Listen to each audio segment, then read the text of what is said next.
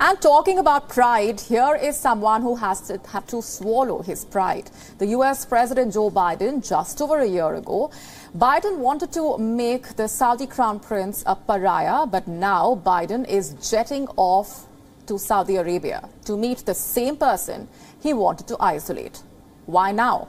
Because Saudi Arabia has promised to pump in more oil. As simple as that. Since the Ukraine war started, Biden had urged Gulf allies to ramp up oil production. Saudi Arabia flatly refused, so the Biden administration had to try harder. For months, officials have been in talks with the Saudis, but there was clearly some bad blood. Yesterday, the Saudi-led OPEC promised to ramp up oil production. So what has changed now? It looks like Biden is finally ready to make concessions. He was once dismissive of the prince, but now he clearly needs Saudi Arabia on his side. This is a major climb down from his campaign promises.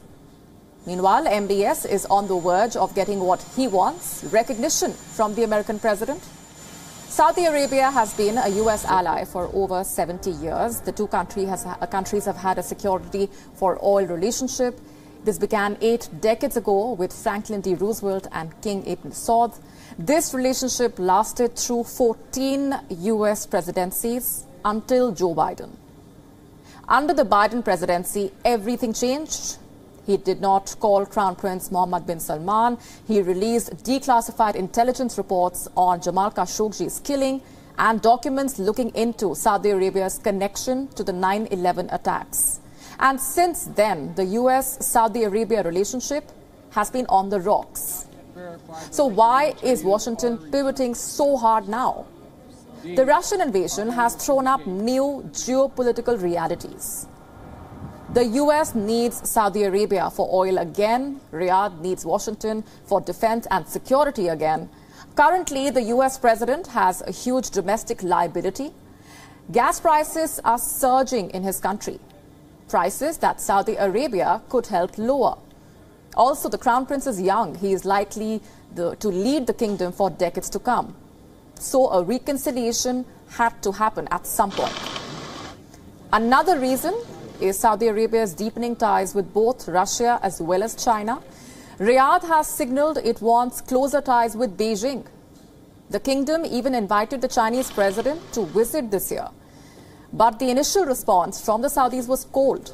In April, US Spy Master William Burns visited Saudi Arabia. It was a top-secret visit where he met the Crown Prince in Jeddah.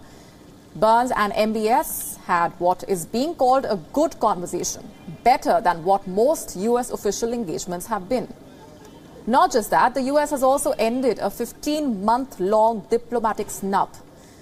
Biden has named a US ambassador to Riyadh. He chose Michael Ratney for the position. Ratney is the career diplomat with a lot of experience in the region. All of the latest US-Saudi Arabia developments signaling at a thaw in relations, a bid to get the vital strategic alliance back on track. Biden and the Crown Prince may not like each other, but they have realized they need each other. So the question is, will the US and Saudi Arabia finally bury the hatchet with this meeting?